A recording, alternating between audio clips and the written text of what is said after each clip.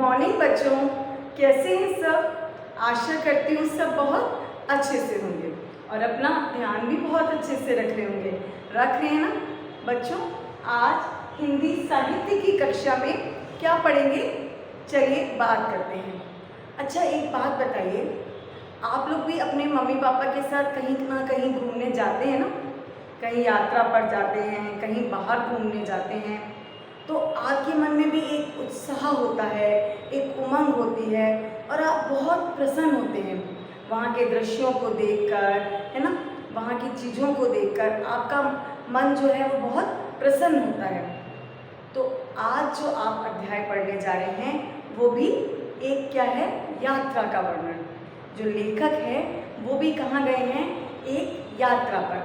कहाँ गए हैं, चलिए चलते हैं लेखक के साथ राजस्थान दिलवाड़े के मंदिरों में। तो आइए पढ़ते हैं अध्याय को।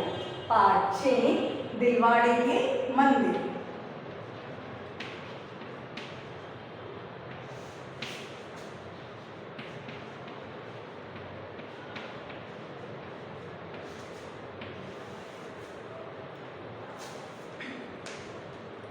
इस पाठ में यात्रा का वर्णन है।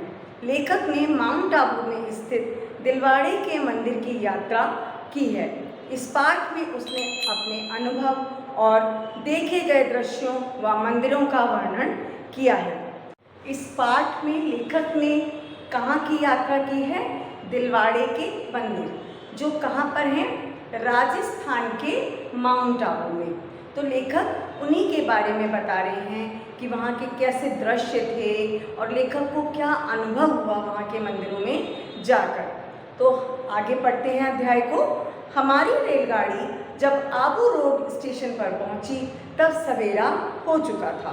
माउंट आबू जाने के लिए बाहर बसें खड़ी थीं। अपना सामान लेकर हम एक बस में बैठ गए। अब लेखक कहाँ पहुँच गए, आबू स्टेशन पर। अब माउंट आबू जाने के लिए उनको आगे क्या मिली, एक बस। अब वो अपना सामान लेकर बस में बैठ गए। माउंट आबू समुद्र तल से लगभग 1700 मीटर की ऊंचाई पर है। रास्ते में चारों ओर हरियाली छाई हुई थी। हरी भरी पहाड़ियां देखकर मन प्रसन्न हो गया। शीतल हवा ने यात्रा की सारी थकान मिटा दी। शीतल मतलब ठंडी।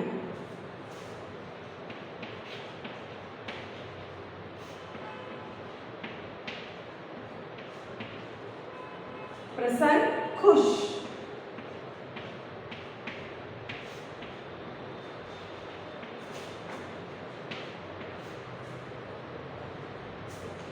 माउंट आबू समुद्र तल से कितनी ऊंचाई पर है, लगभग 1700 मीटर ऊंचा है।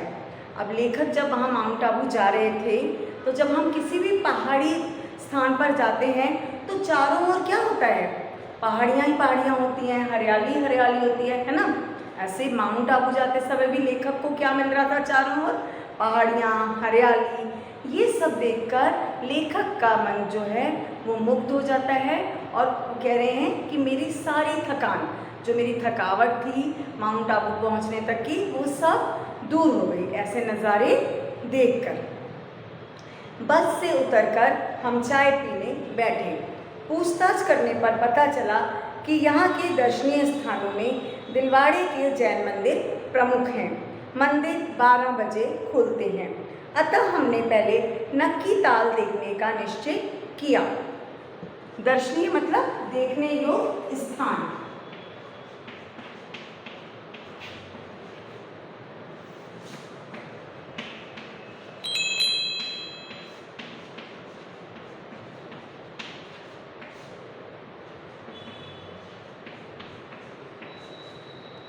प्रमुख,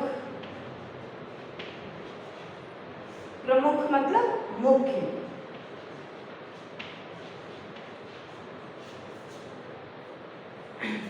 तो जब लेखक बस से उतरते हैं सबसे पहले वो क्या पीते हैं, चाय। और जब चाय पीते हैं साथ साथ वो दूसरे लोगों से पूछताछ भी करते हैं कि यहाँ पर देखने योग्य स्थान कौन कौन से हैं। भाई हम लोग भी जब कहीं बाहर जाते हैं तो एक दूसरे से पूछते हैं ना कि यहाँ पर देखने लायक क्या है, हम यहाँ घूमने आए हैं, तो यहाँ पर क्या देखें, तो ऐसे ही लेखक को पूछने पर पता चलता है कि यहाँ पर दिलवाड़े के मंदिर जो हैं बहुत प्रमुख हैं। अतः पहले हमने नक्की ताल देखने का निश्चय किया। निश्चय मतलब पक्का इरादा।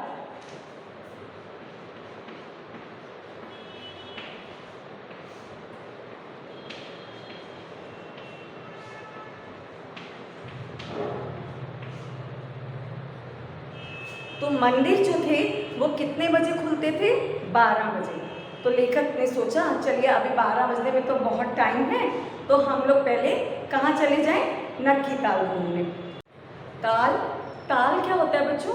जैसे झील होती है ना, वो बड़ी होती है और ताल जो होते हैं वो छोटे होते हैं। ताल तालाब क्या होते हैं? छोटे होते हैं और गहरे भी कम होते हैं।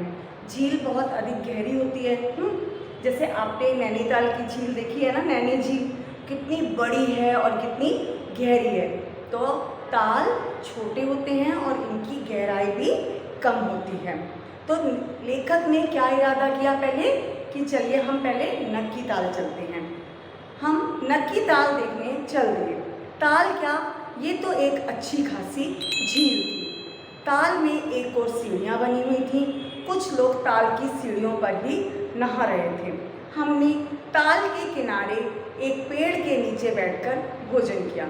अब लेखक जब ताल पर पहुँचे तो उन्होंने क्या देखा कि वो कह रहे हैं ताल क्या, ये तो एक बड़ी झील थी। मतलब वो जो ताल था वो छोटा सा नहीं था, उसका एरिया जो था काफ़ी बड़ा था। कह रहे हैं वहाँ पहुँचकर हमें बहुत ही अच्छा लगा। ताल में एक और क्या बना हुआ था? सीढ़ियाँ, और एक और किनारे किनारे क्या लगे हुए थे? वृक्ष लगे हुए थे। और कुछ लोग वहाँ पे सीढ़ियों पर नहा भी रहे थे। और हमने वहाँ जाकर एक पेड़ के नीचे क्या किया? भोजन किया। इसके बाद हम दिलवाड़े के मंदिर देखने चल दिए। यहाँ अनेक जैन मंदिर हैं जिनमें दो मुख्य हैं, एक नेमिनाथ जी का और दूसरा आदिनाथ जी। झील देखने के बाद लेखक कहाँ गए? दिलवाड़े के मंदिर देखने के लिए। बच्चों जैसे हम हिंदू धर्म में भगवान राम का, कृष्ण का, शंकर का मंदिर बना हुआ होता है ना, ऐसे ही जैन धर्म में भगवान नेमिनाथ जी और आदिनाथ जी को भी मानते हैं। तो उन्हीं के मंदिर जो हैं यहाँ बने हुए हैं। तो लेखक उन्हीं दोनों मंदिरों को देखने के लिए जाते हैं। नेमिनाथ जी का मंदिर एक विशाल चबूतरे पर बना हुआ है। बाहर से ये साधारण सा मंदिर लगता है, पर अंदर जाकर देखा तो हम चकित रह गए। भगवान नेमिनाथ जी की सोने की मूर्ति जगमगा रही थी। चकित मतलब हैरान।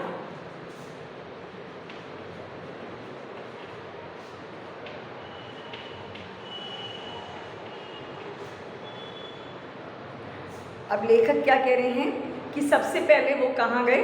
नेमिनाथ जी के मंदिर, जो एक साधारण सा लग रहा था बाहर से देखने में। उन्होंने कहा कि ऐसे ही साधारण सा मंदिर होगा, हैं। लेकिन जब वो मंदिर के अंदर गए तो उन्होंने क्या देखा कि भगवान नेमिनाथ जी की मूर्ति जो है किस चीज़ की बनी हुई है? सोने की। और वो इतनी जगमगा रही है कि इतनी सुंदर लग रही है कि वो हैरान हो गए। तो अधिकतर मंदिरों में क्या होता है बच्चों? संगमरमर की मूर्ति होती है, पत्थर की मूर्ति होती है ना। लेकिन वहाँ पे किस चीज़ की मूर्ति बनी हुई थी? सोने की। नेमिनाथ जी के मंदिर के पास ही आदिनाथ जी का मंदिर है। इसे तेजपाल और वस्तुपाल नामक दो भाइयों ने 1230 ईस्वी में बनवाया था। ये मंदिर संगमरमर का बना हुआ है। मंदिर की दीवारों, छतों और खंभों पर सुंदर सुंदर मूर्तियाँ बनी हुई हैं। देवी देवताओं के अतिरिक्त पशु पक्षियों की भी मूर्तियाँ हैं। नेमिनाथ जी के मंदिर के पास ही कौन सा मंदिर बना हुआ है? आदिनाथ जी का। इसको किसने बनवाया है? आदिनाथ जी के मंदिर को तेजपाल और वस्तुपाल नामक दो भाई थे। उन दोनों भाइयों ने मिलकर आदिनाथ जी के मंदिर को बनवाया था। और कब बनवाया था? 1230 ईस्वी में बनवाया था। और ये मंदिर काहे का बना हुआ है? ये मंदिर पूरा संगमरमर का बना हुआ है।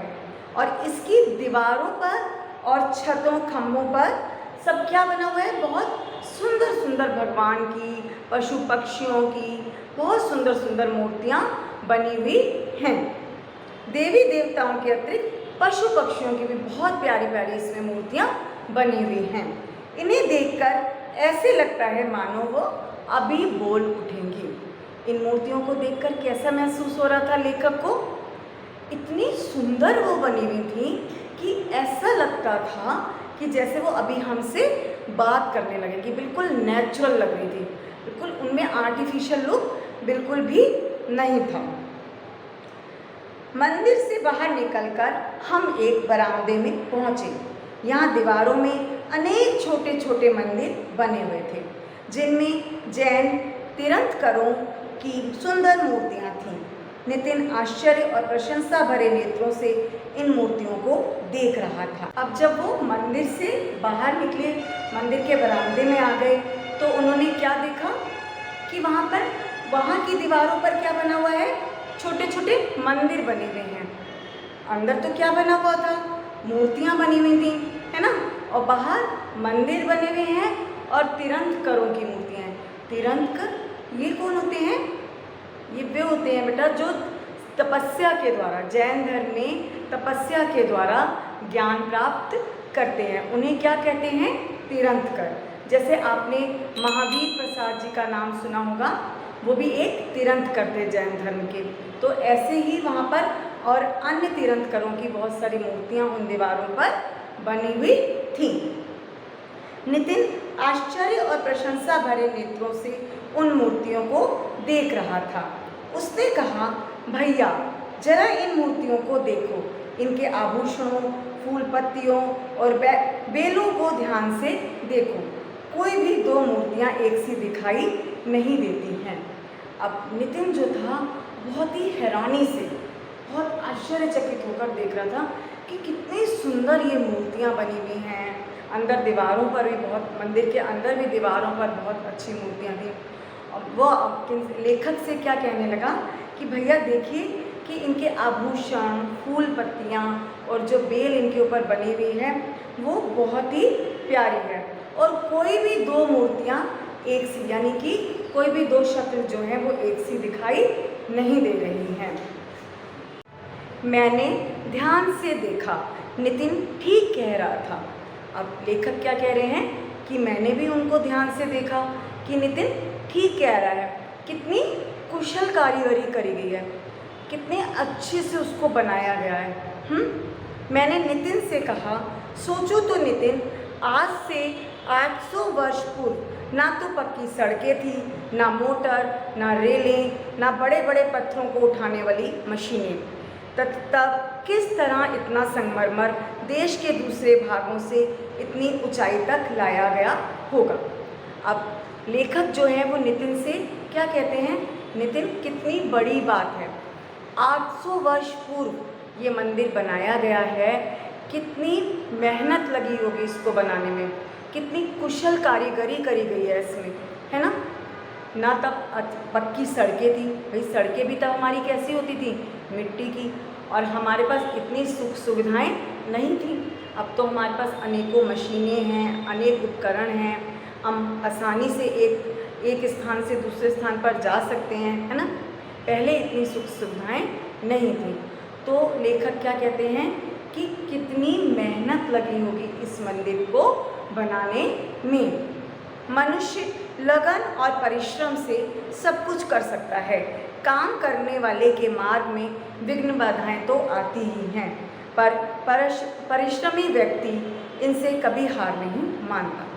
लेखक क्या कहते हैं कि जो परिश्रमी व्यक्ति है उसके रास्ते में कितनी भी रुकावट आ जाए, है ना, अगर उसके अंदर इच्छा है, लगन है, तो वो अपने काम को पूरा कर ही रहता है, अपनी मेहनत से अपने काम को पूरा करता ही है। तो बच्चों, इस पाठ में आपने क्या जाना? इस पाठ से हमने ये जाना कि हमारा देश कला और संस्कृति की अद्भुत धरोहर समेटे हुए है। यहाँ की प्राचीन मंदिरों, इमारतों आदि में भारतीय संस्कृति की अनोखी छाप देखने को मिलती है। कुशल कारीगरों की मेहनत और लगन का पता चलता है कि कितनी मेहनत की है कारीगरों ने इन चीज़ों को बनाने में, है ना। तो बच्चों क्या करना है आप लोगों को, जब कहीं भी आप ऐसी जगहों पर घूमने के लिए जाते हैं, है ना, या आप खुद या कोई और क्या करता है, इन वहाँ की दीवारों पर लिख देता है या गंदे हाथ लगाता है ना, तो हमें इनकी दीवारों पर या इन इमारतों पर कुछ ऐसा नहीं करना चाहिए। ये हमारे देश की एक अमूल्य धरोहर है, हमें इनको हमेशा के लिए समेट कर रखना है, संजो कर रखना है। और क्या करना है बच्चों, आपको इस अध्याय को बहुत अच्छे से पढ़ने का अभ्यास करना है। Thank you.